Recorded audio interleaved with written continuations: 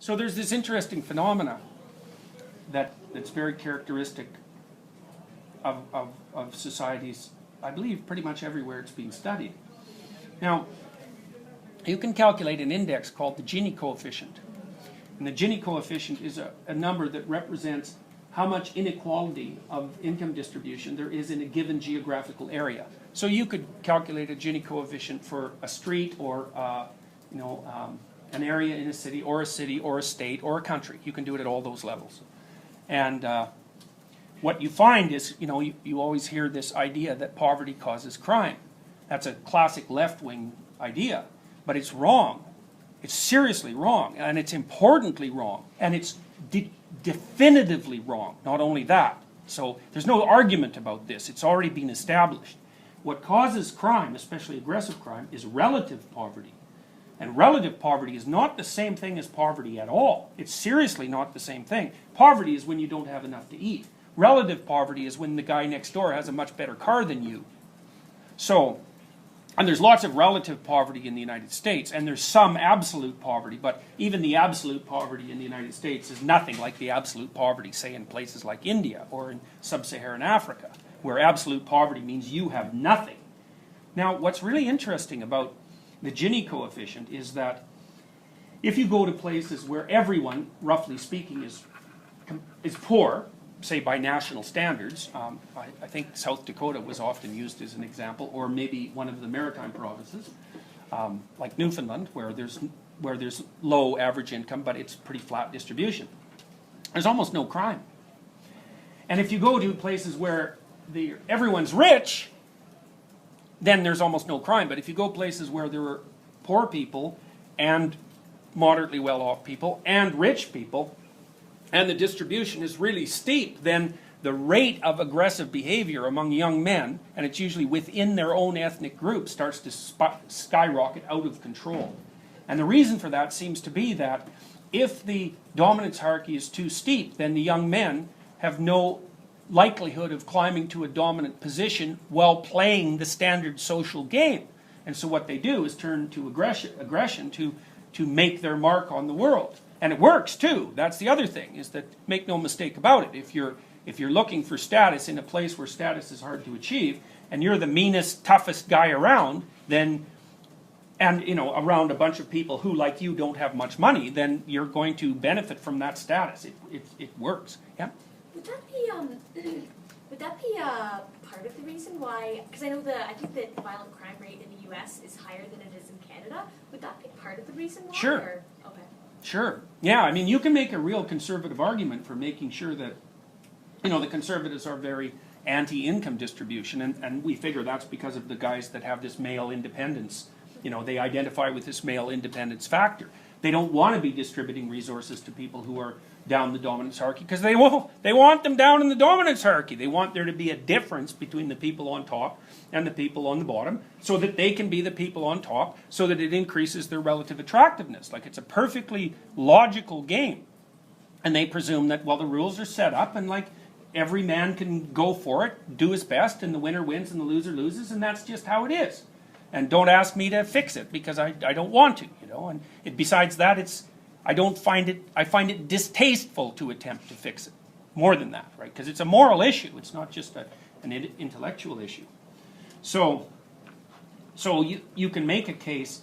However, you can make a case from the conservative point of view, especially with regards to, say, beliefs in religious traditionalism and the desire to maintain social stability, that you shouldn't let income distribution become too unequal. Like, one of the big things your society has to do is to make sure that that doesn't get out of hand, because it tends to get out of hand. It tends towards a few people having everything and almost everyone else having nothing. It's a natural, in a sense, it's a natural consequence of economic progression, which is actually something that Marx pointed out, although an Italian named Pareto had figured it out at approximately the same time, and I think with a lot more conceptual clarity. But the more unequal you let your society get, the higher the probability of death, roughly speaking, through violent causes. And but I'm telling you why it is that men want to climb the dominance hierarchy, and the reason they want to climb the dominance hierarchy is because that's how they get access to women. I was going to actually ask earlier in this discussion when you're talking about the familiar and the unfamiliar and the structure. So it seems like we all want to live within a structure, but we don't want the rules to apply to ourselves. Well, we have this contradictory problem. We want to be protected by the structure, but we want to advance our position within it. And so that means, what that should mean, and this is, I think, the definition of civilized behavior, is that you're allowed to advance your position within the structure as long as you don't disrupt it negatively. You know, and I think most people do that. In fact, I think people in civilized countries do that so effectively that it's an absolute incomprehensible miracle. I can't understand how or why it ever got established. But like a psychopath will climb the ladder and cut the rungs off underneath him, fundamentally, right? It's like he doesn't care. He doesn't even care if the damn thing maintains itself. You know, he's perfectly willing to have it destroyed after he's exhausted it. You know, but if everyone acted like that, or even if a fairly substantial percentage of people acted like that, the whole thing would come to a halt virtually, like in no time flat. So I mean, why? See, you might, here's the reason, likely. You know, because one of the things we were talking about was masculine violence. Now, the thing about masculine violence is it only tends to emerge in situations where there don't seem to be any other reasonably viable means of advancing status. So it's not reasonable to say that men are aggressive. You can say that on average men are more aggressive than women. And you can also say that if you put men in a situation where they have where they can see status differences, but they have no means of moving forward, that they're likely to turn to aggression as a way of establishing dominance. And then you can say that the reason for that is because it makes them more attractive. Well, the fundamental reason, yeah?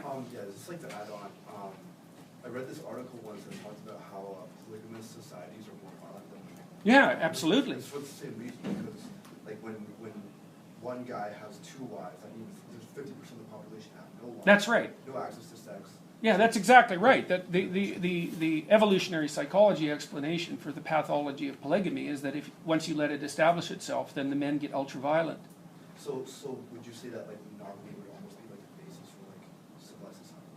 Many people have said that. And yes, I think you can make a strong case for that. And I think the fundamental reason is the one that you just pointed out.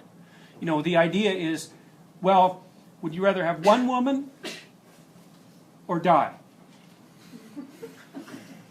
You know, or sorry, that's not quite right. Would you rather? No, that's not quite right. Would you? It's more like, would you be willing to limit yourself to one partner, or have a shot at many partners but a much higher probability of dying? Yeah. Right. And you know, some guys will take that. They'll take the high risk approach. You know. So now, this doesn't eliminate the difference in individual differences in determining who's going to be aggressive, because what will happen is that as the Gini coefficient pressure rises, the more aggressive men, the men who are more aggressive by nature, will get more aggressive first, right? So you can imagine it's a threshold phenomenon in some sense. So, and what I should tell you as well is the relationship between the Gini coefficient and male-on-male homicide isn't like 0.2 or 0.3, which is about the correlation that you'd get if you were predicting something like that using personality. It's like 0.8 or 0.9. It's like it eats up all of it. It's the explanation.